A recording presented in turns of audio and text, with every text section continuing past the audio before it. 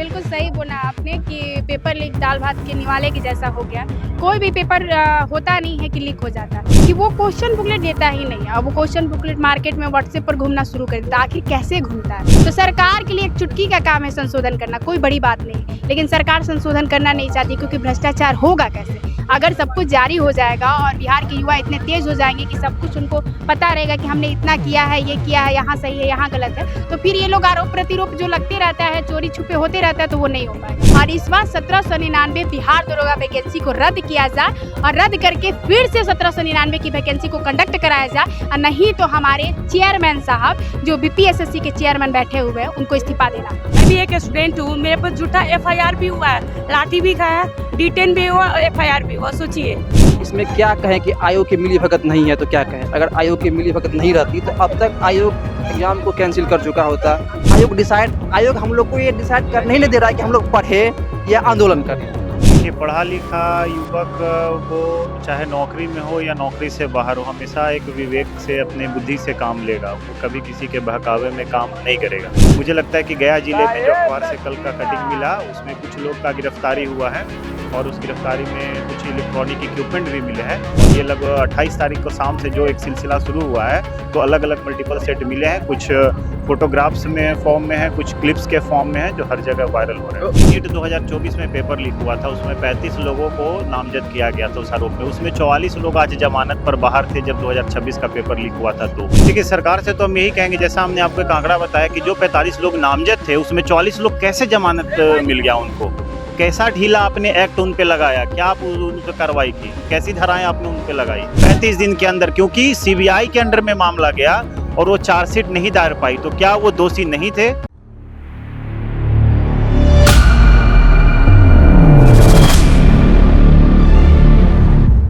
Paper leak अब दाल चावल के निवाले के जैसा हो गया। आए दिन जितने भी अभ्यर्थी हैं सालों मेहनत करते हैं और उसके बाद पेपर लीक में उनका साल बर्बाद हो जाता है और कई ऐसे अभ्यर्थी हैं जो सुसाइड तक करने को मजबूर हो जाते हैं। हाल में हुए दरोगा के एग्जाम में भी ऐसा बताया जा रहा है कि पेपर लीक हुआ है और कई सारे अभ्यर्थियों का जो है वो साल बर्बाद हो चुका है। उसी से जुड़ी बातचीत करने के लिए हमारे साथ खुशबू पाठक मौजूद है।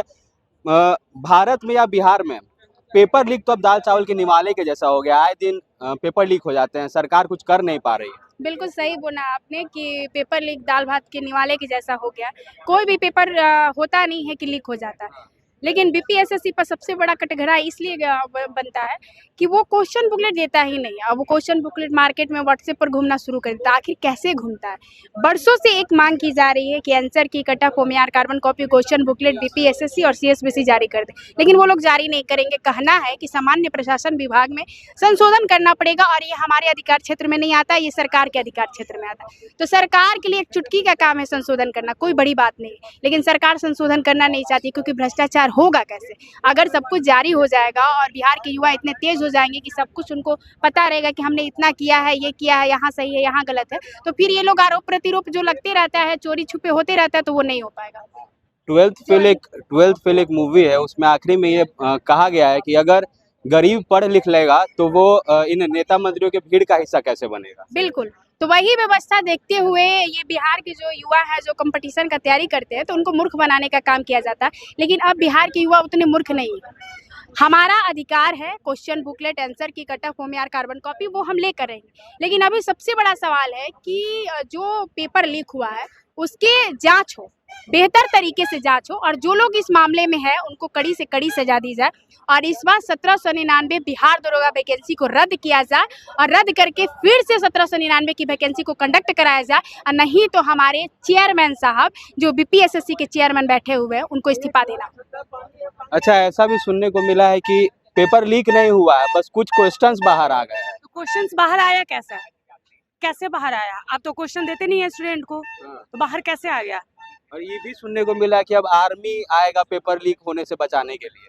अगर सिस्टम सही नहीं होगा, आर्मी आए कोई भी आए कुछ भी नहीं हो सकता। पहले सरकार को अपना सिस्टम सही करना पड़ेगा। आप चुनाव अच्छे से करा सकते हैं, रैली अच्छे से करा सकते हैं, और एक भी एग्जाम ढंग से नहीं हो रहा। अभी एडीओ का हुआ, नीट का हुआ, पूरा एग्जाम ही लीक पता नहीं कैसे हो जा रहा है। और आपने कहा कि चुनाव अच्छे से हो जाता है, बाकी सारी चीजें अच्छे से हो जाती है। ये भी है कि जब किसी का रैली निकलता है तो पूरी प्रशासन पूरा रोड खाली करवा देती है, लेकिन जब छात्र आंदोलन के लिए उतरते हैं तो उन पे लाठियां बरसाई हम जाती लोग पे खुद बरसी है, झूठा केस भी एफआईआर भी हुआ है। मैं भी एक स्टूडेंट हूँ, मेरे पर झूठा एफआईआर भी हुआ है, लाठी भी खाया, डिटेन भी हुआ, एफआईआर भी हुआ। सोचिए क्या सिस्टम हो गया है इंडिया का। एक जगह मोदी जी आगे बढ़ने के लिए बोलते हैं और एक जगह हक मांगने के लिए लाठी चार्ज किया जाता है, डिटेन किया जाता है।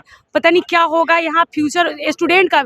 सबसे खराब यहाँ पे स्थिति स्टूडेंट का हो गया है, समझ में नहीं आया। बहुत सारे हम ही लोग हैं, पढ़ते रहते हैं दिन भर, पता चला कि पेपर लीक हो गया। आज अभी जिसके पास, जो मंत्री का बेटा है, जिसके पास पैसा है, उसी की जॉब होगी, गवर्नमेंट जॉब। नहीं तो ऐसे जो गरीब है उसका तो बिल्कुल होने वाला नहीं है। वो लाठी खाएगा, डंडा खाएगा, झूठ-मूठ का एफआईआर होगा, डिटेन होगा, बस यही चलते रहेगा। देखिए और भी यहाँ जो छात्र हैं वो भी मौजूद है, क्या कहना चाहेंगे? देखिए अभी तक 4-5 दिन हो चुका है, आयोग के मंशा पे क्वेश्चन मार्क उठना स्वाभाविक गप है, क्योंकि जब गया में जिस प्रकार से क्वेश्चन आउट हो गया, पूरा न्यूज में चल रहा है, उनके अपना विभाग पुलिस भी माना है, पूरा सब कुछ 2-3 लड़का को गिरफ्तार भी किया हुआ है। अब तक आयोग चुप है। इसमें क्या कहें कि आयोग की मिलीभगत नहीं है तो क्या कहें। अगर आयोग की मिलीभगत नहीं रहती तो अब तक आयोग एग्जाम को कैंसिल कर चुका होता, नोटिस जारी कर चुका था कि हम एग्जाम कैंसिल करें, फिर से एग्जाम लेंगे। आयोग एकदम शांत है, चुप है, कुछ बोल नहीं रही है, तो आयोग के मंशा पे तो क्वेश्चन मार्क उठना स्वाभाविक गप है। जब वैकेंसी नहीं आती है तो लड़का लोग क्या करे, क्या वैकेंसी लाने के लिए पहले आंदोलन करे। जब वैकेंसी उस दौरान भी मार खाए, जब वैकेंसी आ जाए तो फिर क्वेश्चन आउट हो जाता है, उसके लिए भी आंदोलन करे। लड़का लोग पढ़े, अभ्यर्थी पढ़े कि आंदोलन करे कि क्या करे ना। आयोग हम लोग को ये डिसाइड करने ही नहीं दे रहा है कि हम लोग पढ़े या आंदोलन करें या फिर क्या प्रोटेस्ट करें। कहीं का आयोग हम लोग को नहीं छोड़ा है। इसीलिए आयोग को इसको स्वतः संज्ञान लेते हुए लेना चाहिए। हम लोग भी आज उनको विज्ञापन सौंप रहे हैं। इसके बाद देखते हैं आयोग का निर्णय क्या होता है। इसके बाद आगे जो भी होगी हम लोग भी आगे फिर आगे कार्रवाई करेंगे अपना, फिर देखेंगे। अच्छा, आपने 12th फेल मूवी देखी है? जी, देखिए। उसमें आखिरी में एक डायलॉग आता है कि अगर गरीब पढ़ लेगा तो वो सरकार के भेड़ बकरियों का हिस्सा नहीं बन पाएगा, वो नेताओं को पीछे छोड़ने लगेगा। क्या ये बात अब बिहार में सच होती हुई नजर आ रही है? देखिए, पढ़ा लिखा युवक वो चाहे नौकरी में हो या नौकरी से बाहर हो, हमेशा एक विवेक से, अपनी बुद्धि से काम लेगा। वो कभी किसी के बहकावे में काम नहीं करेगा। तो इस चीज़ को लेकर जो भी लोग जो एक जनता को अपना गुलाम समझते हैं, उन लोग में ये भय होता है कि अगर इनको हक मिले तो ये क्या करेंगे। ठीक है, आखिर हम लोग उसी सरकार की सेवा के लिए हम लोग ये चीज़ कर रहे हैं। इस सरकार की सेवा मतलब ये जनता की सेवा है, किसी के व्यक्ति की सेवा नहीं है। आज हम लोग इस कड़ी धूप में आए हैं यहाँ पे, और यहाँ आने का एक ही मसला है कि जो परीक्षा पेपर लीक हुआ है, तो परीक्षा पेपर लीक हुआ, उस परीक्षा क्यों, आखिर जब स्टूडेंट्स को आप आंसर की नहीं दे रहे हैं, आप क्वेश्चन पेपर नहीं दे रहे हैं, आप OMR का कार्बन कॉपी नहीं दे रहे हैं, तो फिर आखिर वो कौन लोग हैं जो अंदर में फ़ोन लेकर जा रहे हैं और वो क्वेश्चन पेपर का फ़ोटो खींचकर वो बाहर ला रहे हैं? तो ये बड़ा सवाल है, इसकी ये जांच का विषय है। और अभी मुझे लगता है कि गया जिले में जो अखबार से कल का कटिंग मिला, उसमें कुछ लोग का गिरफ्तारी हुआ है और उस गिरफ्तारी में कुछ इलेक्ट्रॉनिक इक्विपमेंट भी मिले हैं। तो अभी वो इन प्रोसेस है, जांच इन प्रोसेस है। और ऐसी बहुत सारे मल्टीपल सेट, एक सेट नहीं है बल्कि उसी सवाल के मल्टीपल सेट अलग अलग जगह से वायरल हुए हैं। और ये लगभग 28 तारीख को शाम से जो एक सिलसिला शुरू हुआ है, तो अलग अलग मल्टीपल सेट मिले हैं। कुछ फोटोग्राफ्स में फॉर्म में है, कुछ क्लिप्स के फॉर्म में है, जो हर जगह वायरल हो रहा है। तो गिरफ्तारी उपाय नहीं ना है, अगर अगला आदमी आएगा वो भी ऐसा करवाएगा तो गिरफ्तारी से तो पेपर लीक नहीं रुकने वाला है। आपको बता रहे हैं एक उदाहरण के तौर पे कि नीट 2024 में पेपर लीक हुआ था, उसमें 35 लोगों को नामजद किया गया था उस आरोप में। उसमें 44 लोग आज जमानत पर बाहर थे जब 2026 का पेपर लीक हुआ था। तो मुझे लगता है कि सरकार का बहुत ढीला रवैया है पेपर लीक के मामले में। वरना 45 लोग में 44 लोग जब वही लोग फिर से बाहर आ चुके हैं तो वो क्या करेंगे? उनका तो अपना वो पेशा बना रखे हैं, उनका ये ऑक्यूपेशन है। जब तक उन पर आर्थिक दंड नहीं लगेगा ऐसे लोगों पे, तब तक मुझे नहीं लगता कि इन सब चीज़ों में सुधार होने वाली है, क्योंकि इनके पीछे एक बड़ा चेहरा होता है। एक इलेक्ट्रॉनिक इक्विपमेंट पकड़े हुए आप किसी को पकड़ते हैं तो एक नॉर्मल सॉल्वर होता है, बट वो पूरे गैंग का एक कोई ना कोई हेड होता है। ठीक है, तो उस हेड के पास जो अकूत संपत्ति है उस पर कार्रवाई की जरूरत है कि ताकि आर्थिक चोट उसको पहुंचाया जाए, जो कि संभव है नहीं। सरकार संभव है, लेकिन सरकार वो चीज़ में सफल नहीं हो पा रही है। और इसी कारण आप समझिए कि लगातार जो कुछ परीक्षाएं हुई हैं, जैसे आपने कोर्ट प्यून का देखा, कुछ लोगों ने उस समय न्यूज़ में डाला था, वो भी कैंसिल हुआ। मैंने AEDO का एग्ज़ाम दिया था, स्कोर काफ़ी अच्छे थे, फिर भी उस एग्ज़ाम को कैंसिल कर दिया गया। उसके बाद आज देखो किधर होगा कि एग्ज़ाम में भी पेपर लीक का ऐसा मामला आया है और कुछ लोग गिरफ्तार भी हुए हैं। नीट की बात कर रहे हैं, नीट के मामले में आपने सुना होगा कि कई जो स्टूडेंट्स उन्होंने सुसाइड कर लिया। 18 साल की लड़की थी, 22 साल का लड़का था, उन्होंने सुसाइड कर लिया क्योंकि उनका साल बर्बाद हो गया। सरकार कुछ कर नहीं पाई क्योंकि उन्होंने नीट के पेपर में काफ़ी ज़्यादा प्रेशर होता है। इस पे क्या कहिएगा और जनता जो सरकार है उससे क्या कहना चाहेंगे? देखिए, सरकार से तो हम यही कहेंगे, जैसा हमने आपको एक आंकड़ा बताया कि जो 45 लोग नामजद थे उसमें 44 लोग कैसे जमानत मिल गया उनको, कैसा ढीला आपने एक्ट उन पे लगाया, क्या आप उन पे कार्रवाई की, कैसी धाराएं आपने उन पे लगाई कि वो उनको कोर्ट जाते ही उनको जमानत मिल गया। बिहार के एक बहुत बड़े माफिया हैं और शिक्षा माफिया हैं, उनका नाम नीट परीक्षा लीक में भी आया था, उनका नाम शिक्षक भर्ती परीक्षा TR2 TR3 में भी आया था, नाम है उनका संजीव। और उनको जब पेपर लीक जब किया गया तो उनको तुरंत से उनको रिहा कर दिया गया 35 दिन के अंदर, क्योंकि CBI के अंडर में मामला गया और वो चार्जशीट नहीं दायर पाई। तो क्या वो दोषी नहीं थे? क्या वो दोषी नहीं थे? ये सरकार को जवाब देना होगा। क्या वो निर्दोष थे इसलिए उनको जमानत दे दी? क्योंकि चूंकि कोर्ट से ये फैसला हो रहा है तो फिर हम कोर्ट पर तो उंगली कर नहीं सकते हैं, क्योंकि कोर्ट तो जुडिशियल इंडिपेंडेंट बॉडी है।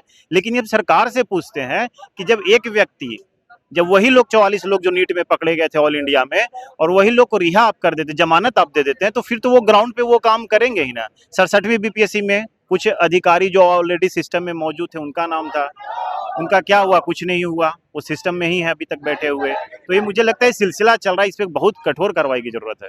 देखिए, तमाम जो यहाँ छात्र हैं उनका कहना है कि पेपर लीक जो है वो एक सिलसिला बना हुआ है और इस पे कठोर कार्रवाई की जरूरत है। आपको ये भी बता दें कि नीट मामले में जितने लोग गिरफ्तार हुए थे उनमें से 24 लोग को छोड़ दिया गया है और अभ्यर्थियों का ये भी कहना है कि वो आगे जाके यही काम को दोबारा करेंगे। तो सरकार को इस पे संज्ञान लेने की जरूरत है। आर्मी और नेवी के द्वारा पेपर लीक को बचाया नहीं जा सकता। अब आपकी इस पे क्या राय है? आप भी अपनी राय हमें कमेंट बॉक्स में जरूर बताओ और बने रहे हमारे साथ, देखते रहें वॉच न्यूज। धन्यवाद।